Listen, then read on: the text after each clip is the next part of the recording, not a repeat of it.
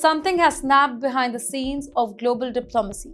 A Gaza ceasefire, a targeted killing, and now a rare public crack between Israel and the United States. You're watching Times XP, and let's just discuss what really triggered the storm here. So, on December 13, Israeli forces carried out a strike in Gaza. They targeted Raid Saad, a senior Hamas military commander, head of weapons production.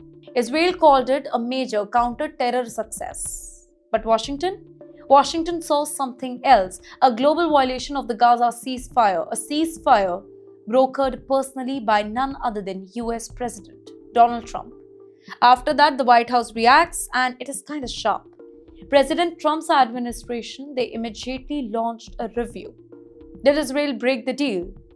And then came the message to Prime Minister Netanyahu. Not publicly, not diplomatic, but brutal, direct.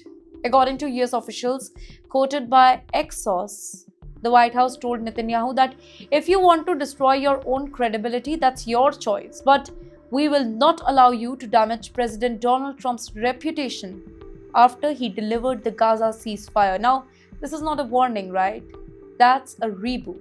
Probably it really hurted Netanyahu because this ceasefire wasn't just any agreement. Well, it was personally mediated by Trump, central to the US regional strategy, and linked to wider Middle East stability. Now, by striking Raid Saad, Israel may have undercut the ceasefire. In fact, embarrassed Washington, angered Trump's inner circle. And Trump does not forget. Then comes the Egypt factor and a loud silence. Yes, that was the diplomatic shock here. Reports suggest Egypt's president, Abdel Fattah el-Sisi, has refused to meet Netanyahu. Why?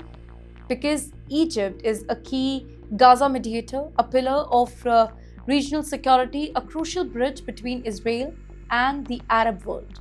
So when Cairo goes quiet, the region listens. And here's Washington's fear. The US is worried about just one thing above all: the ceasefire collapsing, the region sliding back into war, Trump's diplomatic win being undone. Behind the closed doors, officials are said to be furious not just with Hamas, but with Israel's timing and messaging. Probably it's a turning point. This isn't a breakup, but it is a stressful test. Israel insists that it must act against Hamas' threat. The US insists that agreements must be respected here. Trump insists that this particular deal, it remains intact. And Netanyahu, he now walks a tightrope. Security versus diplomacy, military actions versus political cost.